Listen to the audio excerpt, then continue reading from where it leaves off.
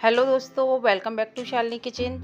आप सभी का मेरे चैनल शालिनी किचन में बहुत बहुत स्वागत है। तो लीजिए, आज मैं आप सभी के लिए लेकर के आई हूँ एक ऐसे स्नैक्स की रेसिपी जिसको आप स्नैक्स के रूप में या खाने में किसी भी तरह से बना करके खा सकते हैं। इसका टेस्ट बहुत ही डिफरेंट और बिल्कुल ही खाने में बहुत ही स्वादिष्ट होता है। इसको बनाना बहुत ही आसान है। इसको मैक्सिकन टाकोज भी कहा जाता है, लेकिन हम इसे इंडियन उसमें देखते हैं तो यह एक तरह से स्टफ़ किया हुआ पराठा है, जो कि एक बिल्कुल डिफरेंट स्टाइल से बन करके तैयार होता है। तो आइए देखते हैं इसकी रेसिपी। तो हमारे यह बिल्कुल डिफरेंट बनने वाले नाश्ते को बनाने के लिए सबसे पहले लेंगे हम 1 कटोरी जितना गेहूं का आटा। साथ ही इसमें लेंगे 1 कटोरी जितना मैदा। आप चाहें तो इसको गेहूं के आटे से या बिल्कुल मैदा से भी बनाकर तैयार कर सकते हैं। वैसे ये मैक्सिकन टाको जो है वह मैदे से बनाकर तैयार किए जाते हैं, लेकिन मैं आज इसे आटा और मैदा मिलाकर के तभी बनाने वाली हूँ। साथ ही हम इसमें डालेंगे स्वाद के अनुसार थोड़ा सा नमक और आधा चम्मच जितना डालेंगे हम इसमें मिक्स हर्ब्स। तो मिक्स हर्ब से इसका जो टेस्ट है वह बहुत ही अच्छा आता है।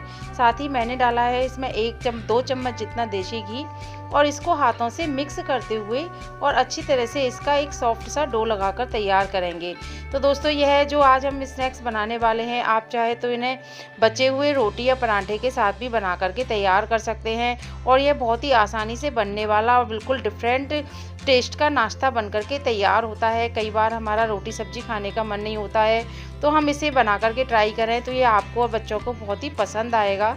तो लीजिए, हमारा आटा भी लग चुका है। इसको हम 10 मिनट के लिए रेस्ट करने के लिए एक साइड में रख देते हैं। तो आइए तब तक हम इसके लिए स्टफिंग बनाकर तैयार करेंगे। तो मैंने लिए हैं ये 3 मीडियम साइज़ की प्याज और इनको लंबा लंबा हम इस तरह से चॉप कर लेंगे। आप चाहें तो इसमें अपनी पसंद की और भी सब्जियां ऐड कर सकते हैं। अगर आप बच्चों के लिए बना रहे हैं तो आप इसमें शिमला मिर्ची, गाजर या और भी जो आप सब्जियां पसंद करते हैं वह इसमें डाल सकते हैं, लेकिन इसे मैक्सिकन टाकोज में जनरली प्याज का ही यूज किया जाता है। तो लीजिए, हमारी प्याज भी कट करके तैयार है। अब हम लेंगे इसके लिए उबले हुए आलू। तो ये मैंने 3 मीडियम साइज के आलू लिए हैं। इनको इस तरह से हम उबाल करके ठंडा होने पर इस छील करके एक साइड में रख लेंगे। तो जैसे कि हम देसी भाषा में कहें तो जो हम आलू का पराठा बनाते हैं, यह उसी टाइप का नाश्ता है, लेकिन थोड़ा सा डिफरेंट है और टेस्ट इसका बहुत ही अलग सा होता है। तो इस नाश्ते को बनाने के लिए हम यूज में लेंगे सरसों का तेल। तेल के गर्म होने के साथ ही हम इसमें डालेंगे 4 लाल वाली मिर्ची, सूखी वाली, और इनको तेल में अच्छी तरह से फ्राई करेंगे।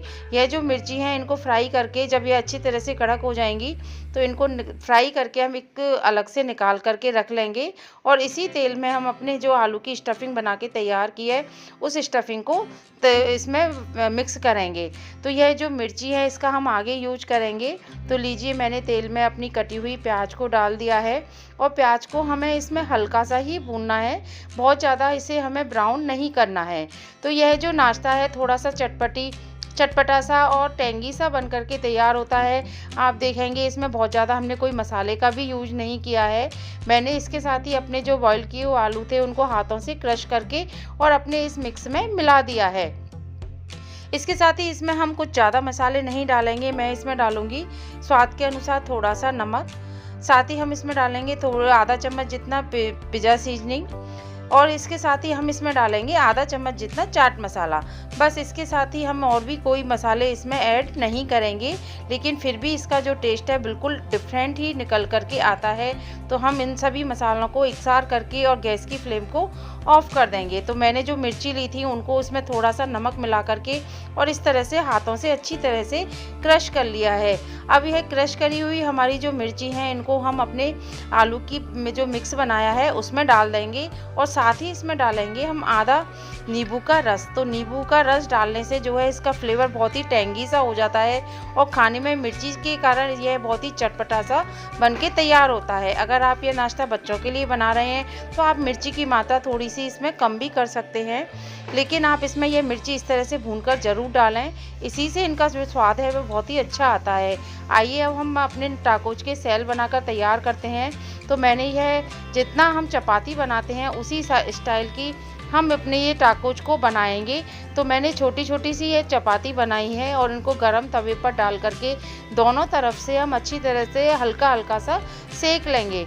तो हम इन्हें रोटी की तरह से ज़्यादा नहीं सेकेंगे, बस थोड़ा सा दोनों साइड से पलटते पलटते हुए और इस तरह से इनको सेक करके तैयार करेंगे।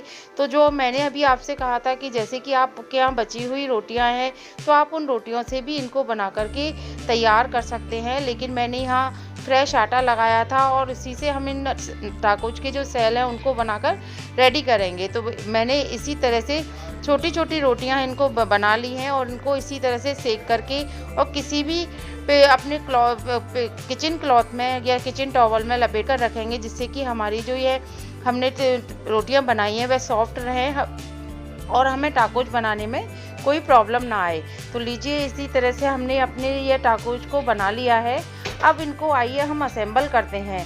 तो असेंबल करने के लिए मैंने अभी है टोटल 4 अपनी रोटियां सेक करके रखी हैं और इनको इसी तरह से हम पेपर किसी भी टॉवल में लपेट कर रखेंगे, जिससे कि हमारी रोटियां बिल्कुल सॉफ्ट रखी रहेंगी। तो आइए अब हम लेंगे थोड़ी सी सॉस।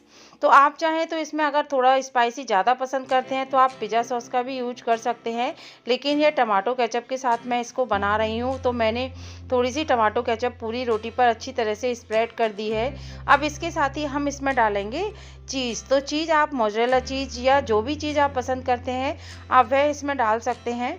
तो मैंने डाइस वाली चीज़ इसमें डाली है। साथ ही अब हम इसमें डाल देंगे हमने अपनी स्टफिंग बनाकर तैयार की थी, उस स्टफिंग को अच्छी तरह से इसमें फिल कर देंगे। तो दोस्तों आपने देखा कि यह जो बिल्कुल है नॉर्मल तरीके से हमने बनाया है, लेकिन यह नाश्ता बहुत ही अच्छा और टेस्टी झटपट से बनकर तैयार हो जाता है। अगर आपको बच्चों के लंच बॉक्स में इसे देना है तो आप रात को भी ये रोटियां बना के रख सकते हैं और जो मसाला है उसे भी रेडी करके रख सकते हैं और मॉर्निंग में इसको फटाफट से अरेंज कर सकते हैं। तो लीजिए हम ऊपर से भी अपनी पिज़्ज़ा इसमें चीज़ लगा देंगे और इसको अच्छी तरह से फोल्ड करते हुए और इसको हाथों से थोड़ा सा प्रेस करते हुए सेट कर लेंगे।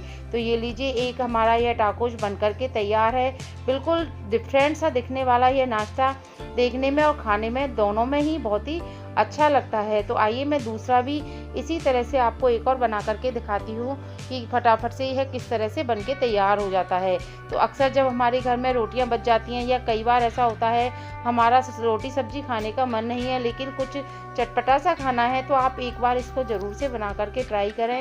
ये आपके घर में सभी को बहुत पसंद आएगा। तो इसमें भी हम इसी तरह से स्टफिंग को अच्छी तरह से फिल करेंगे और इसी तरह से हम इसे बनाकर तैयार करेंगे। आप इसको जो हमारा सेकने का प्रोसेस है, आप चाहे तो इसे इलेक्ट्रिक ग्रिलर में भी बना सकते हैं या नॉर्मल तवे पर भी इसे बना करके तैयार कर सकते हैं। तो आज मैं इसे दोनों तरह से आपको सेक करके दिखाऊंगी। इसे इलेक्ट्रिक ग्रिलर में भी हम बनाएंगे और तवे पर भी बनाएंगे।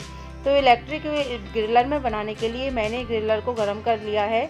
अब इसमें हम डालेंगे थोड़ा सा बटर।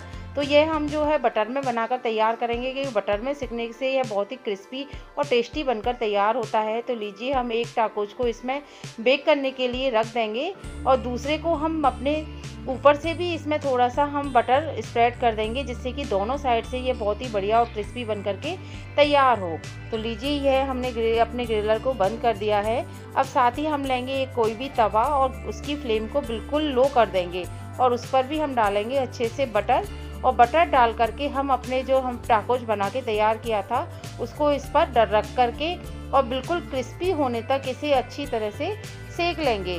तो तवे पर भी ये बहुत ही टेस्टी बनकर तैयार होता है। तवे पर हम थोड़ा सा इसको इस तरह से दबाते हुए सेकेंगे और दोनों तरफ बटर लगा करके इसे अच्छी तरह से गोल्डन ब्राउन होने तक बिल्कुल क्रिस्पी बनाकर तैयार करेंगे।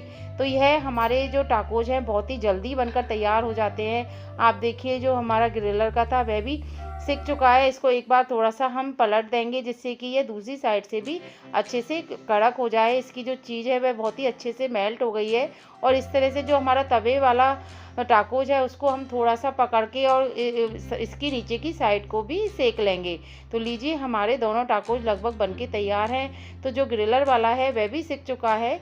तो आइए इसको हम एक प्लेट में निकाल करके रख लेते हैं। तो आपने देखा ये झटपट से बनने वाला नाश्ता फटाफट बनकर के तैयार हो जाता है।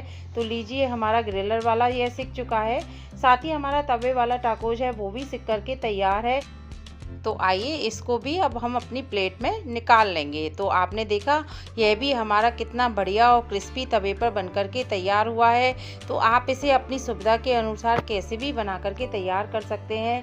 तो लीजिए इसको भी मैं प्लेट में निकाल लूँगी और झटपट से इसे सर्व करेंगे। तो आप इसे टमाटो सॉस के साथ, चटनी के साथ या चाय के साथ किसी के भी साथ एंजॉय कर सकते हैं। तो आप देखिए दोनों ही देखने में कितने बढ़िया लग रहे हैं और इनको हम कट करेंगे तो यह आपको देखने से ही पता चल रहा होगा कि ये कितने क्रिस्पी हमारे टाकोज बनके तैयार हुए हैं। तो मैं आप इससे दिखाती हूँ कि चीज़ अंदर से कितनी अच्छी तरह से चीज़ इसमें मेल्ट हुई है।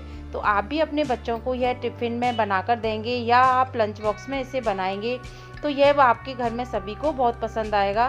तो ये लीजिए इसको हम सर्व करते हैं और फटाफट से इसको एंजॉय करते हैं। गर्मा गर्म चाय के साथ इसको खाइए। तो यह देखने में पराठे जैसा लग रहा है लेकिन इसका खाने का जो स्वाद, आप जब इसे एक बार बना कर के खाएंगे तो आप भी इसके दीवाने हो जाएंगे। तो एक बार आप इस रेसिपी को ज़रूर से ट्राई करें और इसे आप कब बना रहे हैं मुझे कमेंट्स करके ज़रूर से बताएं। तो आपको मेरी रेसिपी कैसी लगी यह मुझे ज़रूर से बताएं। आइए मिलते हैं नई वीडियो में नई रेसिपी के साथ। तब तक के लिए बाय बाय दोस्तों।